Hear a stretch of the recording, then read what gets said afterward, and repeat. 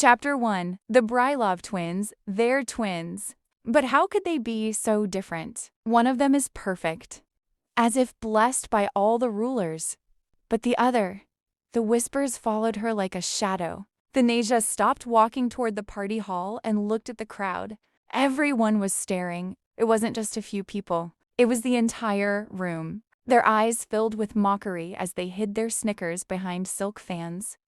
Noxia, the younger twin sister of the Marquis of Breloff, was an ethereal beauty, born after a divine revelation that she was beloved by the ruler. She possessed shiny silver hair and a doll-like appearance that gave her a sacred aura. Then there was Tanasia, with her jet black hair and gloomy expression. It was hard for anyone to believe. She shared a face with Noxia. Their differences weren't just skin deep. They were born with different natural abilities as well. Noxia had inherited a rare power that had almost vanished from their lineage: the ability to freely manipulate water, one of the four elements. Tanasia, on the other hand, appeared to have no abilities at all. From the moment they were born, the world judged them. Noxia was the light. Tanasia was the shadow. The more famous Noxia became, the more the social circles ridiculed her sister. The crowd gathered today expected Tanasia to shrink away as usual, her shoulders slumped in defeat. They were ready to laugh at her. Retreat.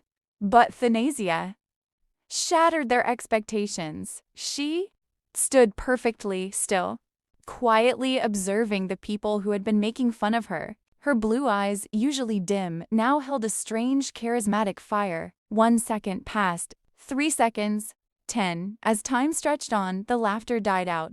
Silence blanketed the hall. No matter how much they labeled her an ugly duckling, Tanasia was still the daughter of the Marquis of Breloff, the center of power. What did you just say? Tanasia asked, her voice cutting through the quiet. It sounds like it's about me, but I can't hear it very well. Why don't you say it again? Tanasia was only 15, yet her presence was strangely cruel. When no one answered, her eyes turned toward a noble lady who had been speaking with the most enthusiasm. The lady tried to play innocent, but she eventually buckled under Thanasia's unspoken pressure.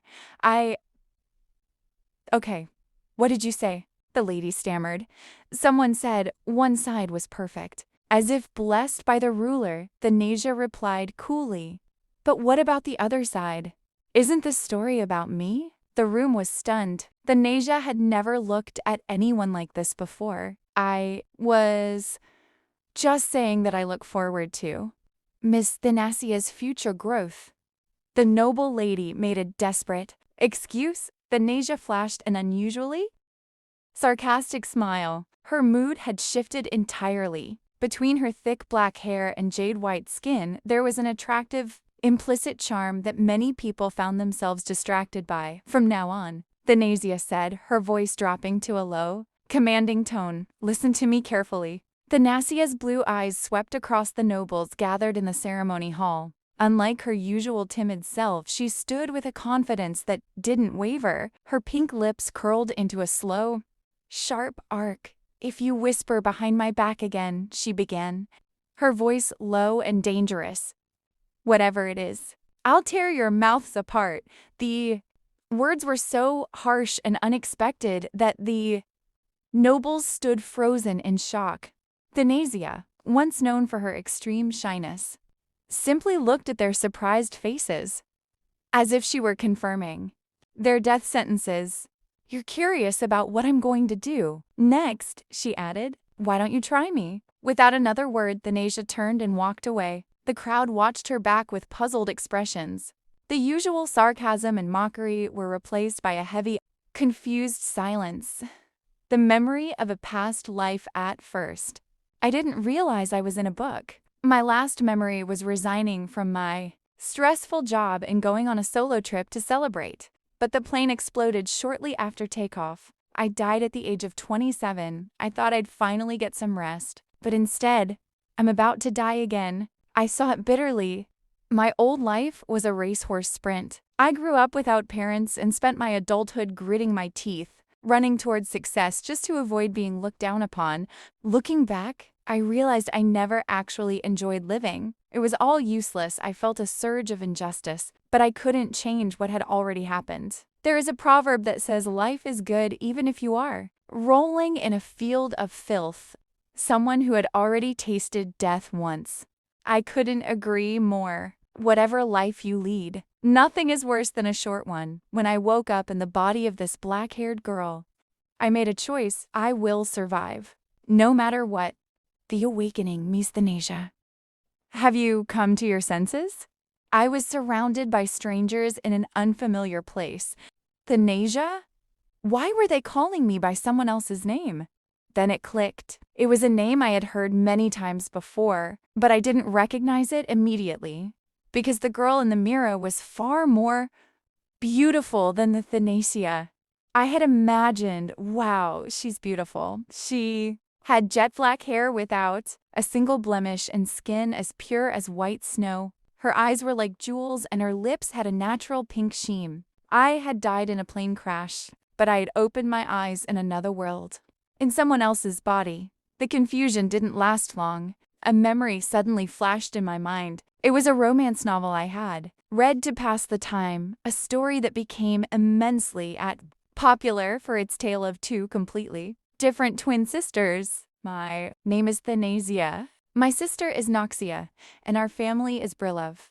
In the novel Beloved Saint, everyone adored Noxia for her beauty and outstanding abilities. Meanwhile, her older sister, Tanasia, had nothing. Over time, Thanasia's personalities shifted from shy to frightening as she grew. Increasingly jealous of her younger sister, she began to obsessively mimic everything. Noxia did her dresses, her accessories, even the way she spoke. She constantly blamed the ruler, asking, "Why did you give everything to Noxia and nothing to me?" In the eyes of the readers, Tanasia was the fake, trying to replace the real one.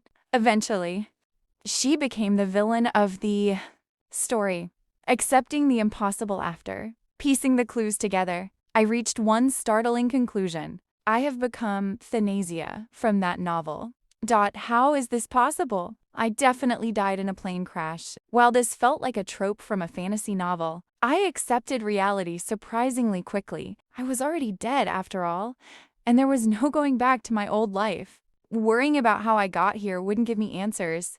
Besides, the situation unfolding before my eyes wasn't bad at all. The perks of being a noble. I've become a noble girl. In my past life, I always wished to be born into a wealthy family. Now that wish has come true. In the original novel, Tanasia walked into a self-made hell by comparing herself to Noxia. But I feel no need to do that. The Breloff family is one of strength and sacrifice. While Noxia has the rare ability to manipulate water, her lack of that power doesn't make Thanasia's background disappear. The more I think about it, the more satisfied I feel. Tanasia used to worry about her status, but now she is I am in a position where I can spend my whole life just having fun. The beauty of the ugly duckling. The novel described Tanasia as an ugly duckling compared to Noxia, the most beautiful woman in the world. But looking in the mirror, I have to disagree.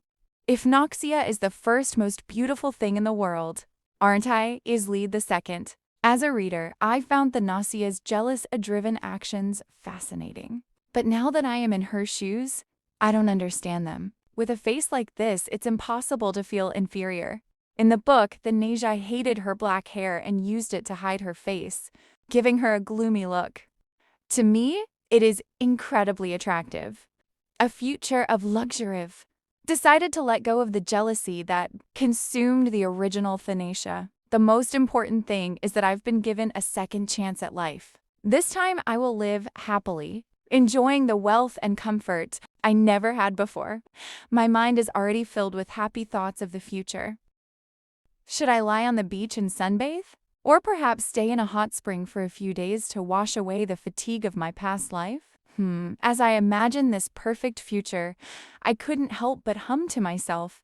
For the first time, I am enjoying a dreamlike rest in the palace, eating the finest food and sleeping until I'm fully rested. The sun rose high in the sky, casting a warm glow over my room.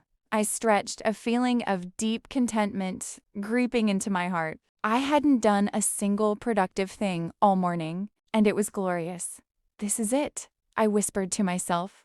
This is heaven on earth. But my peace was short-lived. Looking back, the start of my new life wasn't as flawless as I had hoped. The problem appeared much sooner than I expected. The maids. Whispers as I walked through the holes. I caught the maids whispering. They were using only their mouth. Movements. A silent communication they must have. Perfected to gossip without being heard. Doesn't Lady Tanasia seem strange? One-mouthed. She lost her mind when she asked me to steal Lady Noxia's dress. But she's been even weirder. Since waking up from that horse-riding accident, I didn't care about their gossip. I was too busy trying to remember something important. That was slipping through my mind. But then a specific word caught my attention. The Kahlua Empire, a sinister rumor. Maids began to tremble when I approached them, looking as if they had been stabbed just by my gaze. Say again what you said a moment ago, I commanded. Rumors about the Kahlua Empire, my lady, one stammered, realizing I wasn't there to scold them for gossiping about my dresses. They say the Empire is developing human weapons. More people have gone missing this year than last. And they say they were all taken by Kahlua.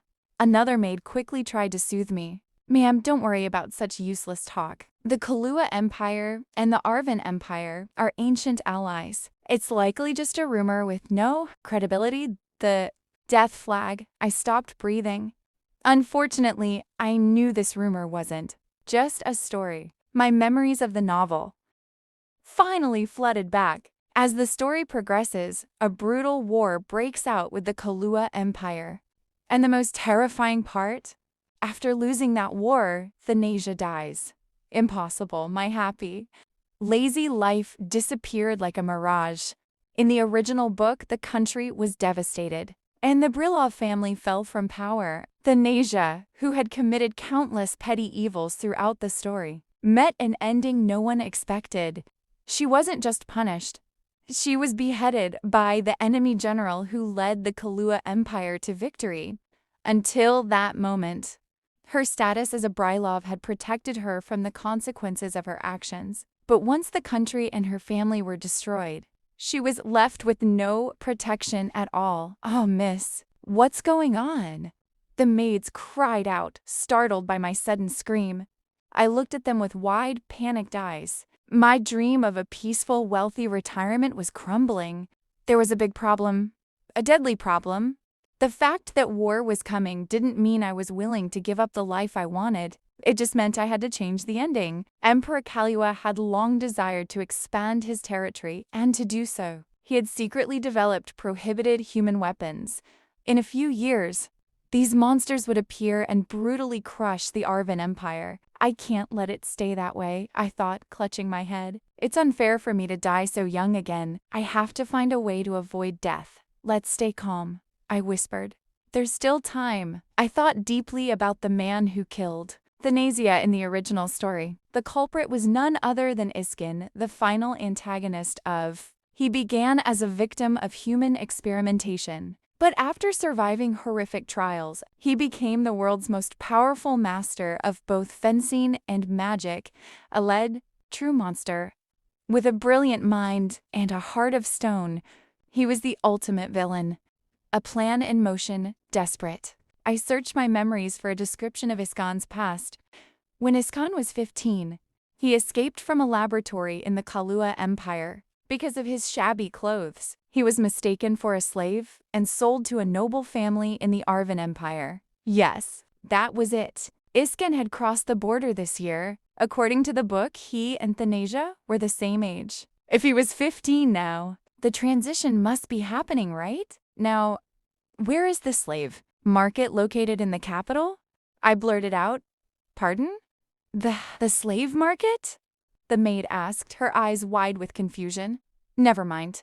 I have to go now. The boy in the doorway before the maid could finish her sentence.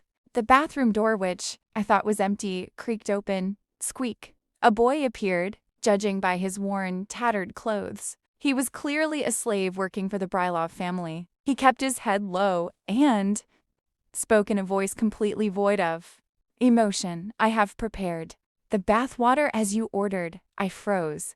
Like me, he had jet black hair, but his aura felt deeper and darker.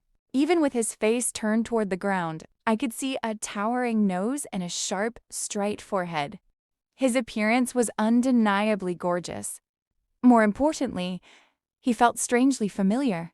He matched the description of the character I had just been thinking about. As he moved, my eyes caught a small detail hidden under the collar of his shirt. On the back of his neck was a tattooed number, mark forcibly engraved on test. Subjects by the Kahlua Empire. My heart skipped a beat.